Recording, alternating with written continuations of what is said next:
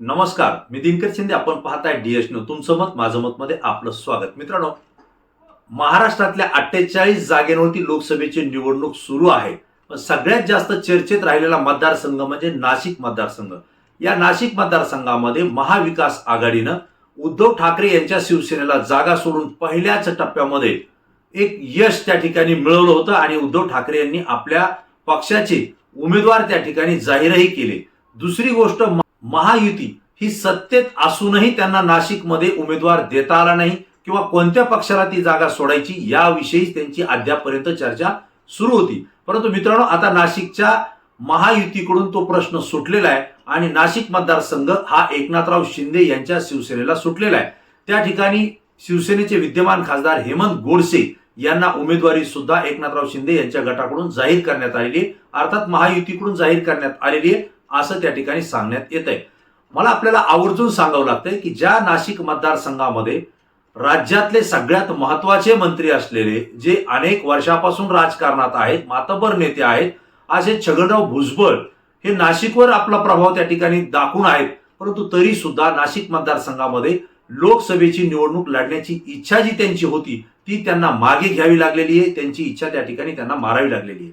विशेष आपल्याला आवर्जून सांगावं लागेल की महायुतीचे जे वरिष्ठ नेते आहेत, म्हणजे भारतीय जनता पार्टीचे वरिष्ठ नेते, पंतप्रधान नरेंद्र मोदी असतील, अमित शहा असतील किंवा भाजपचे जे.पी. नड्डा असतील, यांनी सांगितलं होतं की महाराष्ट्रातल्या नाशिकमध्ये छगनराव भुजबळ यांना उमेदवारी देण्यात यावी, कारण त्या ठिकाणी ते निवडून येऊ शकतात. मित्रांनो, असं जरी असलं तरी एकनाथराव शिंदे यांच्या शिवसेनेवर सुद्धा राज्यातून शिवसैनिकांचा मोठा दबाव होता, कारण त्यांच्या अनेक शिवसेनेचे जे खासदार होते, विद्यमान खासदार जे एकनाथराव शिंदे यांच्या सोबत आले होते, त्यांचा बळी त्या ठिकाणी गेलेला आहे. त्यांना उमेदवारी नाकारण्यात आलेली आहे आणि त्या ठिकाणी नवे उमेदवार देण्यात आलेले. आता हेमंत गोडसे, जे की 2 वेळेस या ठिकाणी खासदार राहिले, 10 वर्ष त्यांनी काम केलेलं आहे आणि अशा वेळी त्यांना त्या ठिकाणी डावलायचं आणि ती जागा राष्ट्रवादी काँग्रेस अजित पवार गटाला द्यायची हे शिवसैनिकालाही त्या ठिकाणी मान्य नव्हतं. त्यासोबत भारतीय जनता पार्टीला सुद्धा नाशिक मतदारसंघ हा आपल्यासाठी पाहिजे होता, त्यांचाही दबाव तेवढाच त्या मतदारसंघावर होता आणि म्हणूनच नाशिक मतदारसंघ नेमका कोणत्या पक्षाला सोडायचा आणि त्या ठिकाणी उमेदवार कोण द्यायचा हा महायुतीसमोर बऱ्याच दिवसापासूनचा प्रश्न होता. पहिल्या टप्प्यातल्या जागेंचं 5 जागेंचं त्या ठिकाणी मतदान झालेलं आहे. दुसऱ्या टप्प्यातल्या 8 जागेंवर सुद्धा मतदान झालेलं आहे आणि तिसरा टप्पा हा 13 मेला या ठिकाणी सुरू होतोय. 13 मेला मतदान त्या ठिकाणी होतंय आणि अशा स्थितीत तिसरा टप्पा येत असताना सुद्धा या 5व्या टप्प्यातल्या नाशिक मतदारसंघाचा उमेदवार ठरत नव्हता, तो अखेर ठरला आणि हेमंत गोडसे यांना त्या ठिकाणी उमेदवारी जाहीर करण्यात आली आहे.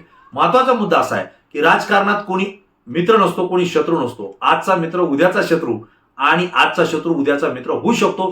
ही रणनीती किंवा हा अभ्यास जो आपल्या राजकारणामध्ये अवलंबितो, त्या पद्धतीनं काम करतो, तो राजकारणामध्ये सक्सेस राहतो असं म्हटलं जातं. परंतु छगनराव भुजबळ यांना कदाचित या गोष्टीचा विसर पडला असावा आणि म्हणून त्यांनी राजकीय पक्षांना तर विरोध केला, परंतु सगळ्यात महत्वाचा विरोध त्यांनी जो केला तो म्हणजे मराठा आरक्षण लढ्यामध्ये उतरलेले मनोज जरांगे पाटील.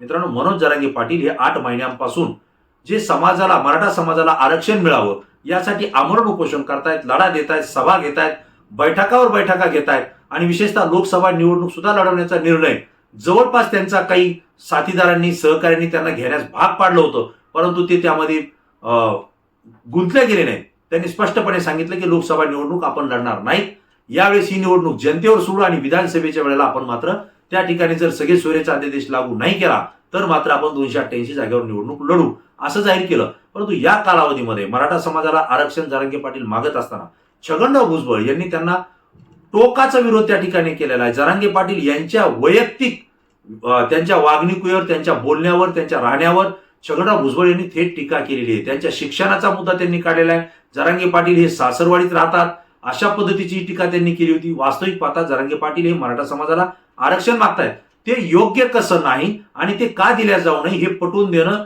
कदाचित छगन भुजबळ यांनी केलं असतं तर ते समाजाला मान्य झालं असतं. परंतु मराठा समाजाला कुणबीचं आरक्षण, ओबीसीचं आरक्षण आम्ही देऊ देणार नाही, त्यांचं आरक्षण वेगळं द्या, ही मागणी छगनराव भुजबळ यांनी धरली. विशेष म्हणजे मराठा समाजानं मनोज जरांगे पाटील यांना आपला लढवय्या नेता मानलंय, दैवत मानलंय. त्यांच्याच विषयी छगन भुजबळ यांनी टोकाची टीका केली, खालच्या स्तराला जाऊन टीका केली आणि याचा रोष छगनराव भुजबळ यांना महाराष्ट्रामध्ये या ठिकाणी पाहायला मिळाला. त्याचा परिणाम महायुतीच्या अनेक उमेदवारांवर सुद्धा आज या लोकसभेच्या निवडणुकीमध्ये होताना आपल्याला पाहायला मिळतोय. मित्रांनो, या परिस्थितीमध्ये ज्यावेळेस छगनराव भुजबळ हे आक्रमकपणे जरांगे पाटील यांच्या विरोधात बोलत होते त्यावेळेस DS न्यूजने एक प्रश्न उपस्थित केला होता की जर छगनराव भुजबळ यांना निवडणूक लढायची असेल आणि त्यांना जनतेतून निवडणूक लढायची असेल तर ते मनोज जरांगे पाटील आणि मराठा समाजाच्या आरक्षणाला एवढा आक्रमकपणे विरोध कसा करू शकतात? त्यांना मराठा समाजाची गरज नाहीये का? कारण लोकशाहीमध्ये निवडणूक लढायची असेल तर त्या ठिकाणी सगळ्या समाजाची साथ, सगळ्या समाजाचं मतदान आणि पाठिंबा असणं गरजेचं आहे असंच मानलं गेलं आणि असंच वस्तुस्थिती आहे. परंतु छगनराव भुजबळ यांनी थेट मराठा समाजालाही त्या ठिकाणी टार्गेट केलं, मनोज जरांगे पाटलांनाही टार्गेट केलं आणि त्याच वेळेस प्रश्न निर्माण झाला होता की छगनराव भुजबळ यांना निवडणूक लढायची नाही का?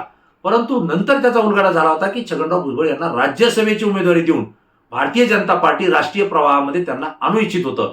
परंतु अंजलीताई दमनिया यांनी आरोप केला, त्यांनी टीका केली आणि त्यानंतर हा प्रश्न सगळ्यांच्या चव्हाट्यावर आला आणि छगनराव भुजबळ यांची राज्यसभेची उमेदवारी त्या ठिकाणी डावलण्यात आली. राष्ट्रवादी काँग्रेसने त्यांना त्या ठिकाणी उमेदवारी दिली नाही. म्हणजे मित्रांनो, राजकारणामध्ये कितीही तुम्ही काम करा, जोपर्यंत संधी मिळत नाही तोपर्यंत तुमच्या केलेल्या कामाचं सोनं होत नाही असं म्हणतात आणि संधी मिळण्यासाठीच राजकारण असतं. परंतु छगनराव भुजबळ यांच्याकडे राज्यसभेची संधी ही चालून आली होती, परंतु अंजलीताई दमानिया यांनी ज्यावेळेस त्यांच्यावर स्टेटमेंट केलं, आरोप केला आणि भारतीय जनता पार्टीला सुद्धा आरोपीच्या पिंजऱ्यामध्ये उभा केलं, त्याच वेळेस छगनराव भुजबळ यांची उमेदवारी गेलेली आहे. म्हणजे अंजलीताई दमानिया यांना केलेला जो भुजबळांचा विरोध आहे तो या ठिकाणी त्यांना महागात पडला हे आपल्याला म्हणावं लागेल. त्यानंतर मात्र छगनराव भुजबळ हे लोकसभेची निवडणूक लढतील असं ज्यावेळेस जाहीर झालं किंवा असं ज्यावेळेस महायुतीमध्ये ठरलं त्यावेळेस पासून छगनराव भुजबळ हे शांत झालेले आपण पाहिलेत. याची सुद्धा माहिती DSच्या माध्यमातून मी आपल्याला दिली होती. मित्रांनो, पण झालं असं, नाशिक मतदारसंघ जो असा आहे की ज्या ठिकाणी समीर भुजबळ हे निवडणूक लढले होते त्यांना हेमंत गुडसे यांनीच पराभूत केलं आणि छगनराव भुजबळ हेही नाशिक मतदारसंघातून लढले होते, त्यांनाही हेमंत गोडसे यांनीच पराभूत केलं होतं. म्हणजे या दोन्ही गोष्टी लक्षात घेऊन आता हेमंत गोडसे आणि छगनराव भुजबळ हे महायुतीमध्ये एकत्र आलेले आहेत. अशा वेळी छगनराव भुजबळ यांच्या एक लक्षात आलं की मराठा समाजाचा जो आरक्षणाचा मुद्दा आहे त्याच्या विरोधात ओबीसी समाज आपण एकत्रित केलेला आहे. अशा वेळी नाशिक मतदारसंघामध्ये मला त्याचा फायदा होऊ शकतो. कारण त्यांनी सांगितलं की मला जर नाशिक मतदारसंघातून उमेदवारी दिली असती तर मी मोठ्या फरकानं निवडून आलो असतो असंही त्यांनी त्या ठिकाणी जाहीर केलंय. मला भाजपच्या नेत्यांना उमेदवारी देऊ केली होती, मीच लढावं असंही सांगितलं होतं, परंतु राज्यातल्या महायुतीच्या नेत्यांकडून अद्यापही तो निर्णय होत नाही आणि या निर्णयाला विलंब होतोय, प्रचाराला मला वेळ राहत नाही, म्हणून मी माझी उमेदवारी माघार घेतोय असं छगनराव भुजबळ यांनी सांगितलंय. मी उमेदवारी माघार घेतोय याचा अर्थ त्यांना लढायचं होतं असं त्यांनी स्पष्टपणे या ठिकाणी सांगितलेलं आहे असं मी म्हणेन. परंतु झालं असं मित्रांनो की त्या ठिकाणी जरांगे पाटलांचा आणि मराठा समाजाचा जो मोठा विरोध नाशिक मतदारसंघामध्ये छगनराव भुजबळ यांना होतोय, यातून महायुतीच्या स्थानिक नेत्यांनी ठरवलं की जरी वरिष्ठ नेत्यांनी सांगितलं असलं तरी छगनराव भुजबळ हे नाशिक मतदारसंघात निवडून येणार नाहीत. कारण मराठा समाजाचा विरोध होतोय. हेमंत गोडसे यांना जर डावललं तर त्यांना मानणारा जो वर्ग आहे तोही छगनराव भुजबळ यांच्या विरोधात जाईल आणि परिणामी उद्धव ठाकरे यांनी जे उमेदवार दिलेले आहेत वाजे, ते मात्र लोकांमध्ये मिसळणारे नेते आहेत, लोकांमध्ये ते राहून काम करणारे नेते आहेत. त्यांना त्या ठिकाणी मतदारांनी, लोकांनी स्वीकारलंय कारण त्यांनी पहिली फेरी आणि दुसरी फेरी सुद्धा जवळजवळ पूर्ण केलेली आहे. अशा स्थितीमध्ये जर पुन्हा एकदा आपण छगनराव भुजबळ यांना उमेदवारी देऊ तर हेमंत गोडसे यांना मानणारा वर्गही विरोधात जाईल, मराठा समाजही विरोधात जाईल आणि त्या ठिकाणी शिवसेनेची उमेदवारी डावलल्यामुळं छगनराव भुजबळ यांच्या विरोधात शिवसैनिक सुद्धा जातील. ही जी काही वस्तुस्थिती नाशिक मतदारसंघातली होती त्यामुळे महायुतीच्या नेत्यांनी म्हणजे देवेंद्र फडणवीस असतील, एकनाथराव शिंदे असतील किंवा अजित पवार असतील यांनी छगनराव भुजबळ यांना त्या ठिकाणी उमेदवारी दिलेली नाही आणि परिणामी छगनराव भुजबळ यांना मी माघार घेतोय असं त्या ठिकाणी जाहीर करावं लागलेलं आहे. मित्रांनो, हे सगळं जे काही घडलंय हे फक्त मनोज जरांगे पाटील यांना विरोध केल्याचा परिणाम आहे. म्हणजे जरांगे पाटलांना केलेला जो विरोध आहे तो भुजबळांना या ठिकाणी भोवला अशी परिस्थिती या ठिकाणी आहे. नाशिक मतदारसंघातल्या लोकांशी आपण जेव्हा चर्चा करतो त्यावेळेस एकच गोष्ट लक्षात येत होती की ते लोक म्हणायचे की छगनराव भुजबळ यांना महायुतीने उमेदवारी द्यावी म्हणजे त्यांना किती मतांना आम्ही पाडतो हे आम्ही दाखवू, अशी सुद्धा प्रतिक्रिया तेथून येत होती. मित्रांनो, या सगळ्या परिस्थितीचा जर विचार केला तर एक लक्षात येतं, ज्यांना राजकारण करायचंय, ज्यांना समाजकारण करायचंय त्यांनी कुणालाही विरोध करून चालत नाही.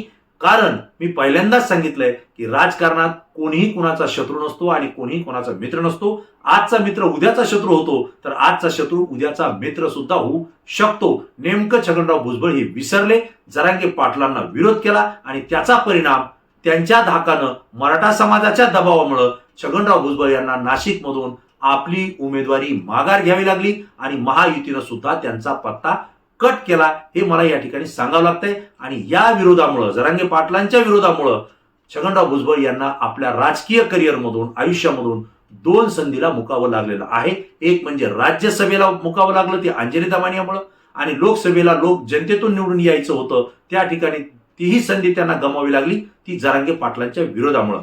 राजकारणामध्ये संधी मिळत नाही आणि आलेली संधी जर ती गमावी लागत असेल तर तो राज्यकर्ता किंवा तो नेता 5 वर्ष नव्हे तर 10 वर्ष मागे खेचला जातो. हे चित्र महाराष्ट्राच्या इतिहासात, राजकारणात आपण आजपर्यंत पाहिलेलं आहे. आणि म्हणून छगनराव भुजबळ यांचा जो महायुतीकडून पत्ता कट झालेला आहे, याला खरं कारण जर काही असेल तर ते जरांगे पाटील यांना केलेला विरोध आणि मराठा समाजाचा महायुतीवर आलेला दबाव. कारण जर छगनराव भुजबळ यांना नाशिकमधून उमेदवारी दिली असती तर मराठा समाज आणि जरांगे पाटलांनी राहिलेल्या 3ऱ्या, 4थ्या आणि 5व्या टप्प्यामध्ये महायुतीच्या विरोधात, म्हणजे छगनराव भुजबळ यांच्या विरोधात स्टेटमेंट केले असते, प्रतिक्रिया दिल्या असत्या, प्रचारही केला असता. आणि आज जो काही महायुतीला फटका बसतोय महाराष्ट्रात, यापेक्षा कित्येक पटीनं मोठा फटका जरांगे पाटील आणि मराठा समाजाच्या आरक्षणाच्या मुद्द्यावर बसला असता. ही वस्तुस्थिती आहे, जी मला वाटते ती मी तुम्हाला माझी प्रतिक्रिया दिलेली आहे. मी आपल्यालाही प्रश्न विचारतोय, मित्रांनो, नाशिकमधून छगनराव भुजबळ यांचा नेमका पत्ता का कट झाला? तुम्हाला काय वाटतंय? जरांगे पाटील आणि मराठा समाजाला केलेला विरोध हा छगनराव भुजबळ यांना भोवलाय का? याचं उत्तर तुम्ही द्यायचंय, कारण तुम्ही महाराष्ट्रातून आलेले प्रतिनिधी आहात, प्रेक्षक आहात. तुमची प्रतिक्रिया अभ्यासू असते आणि म्हणून ती आमच्यासाठी अत्यंत महत्वाची असते. पुन्हा नवीन विषय, नवीन मुद्दा घेऊन आपल्या समोर येईल. तोपर्यंत धन्यवाद.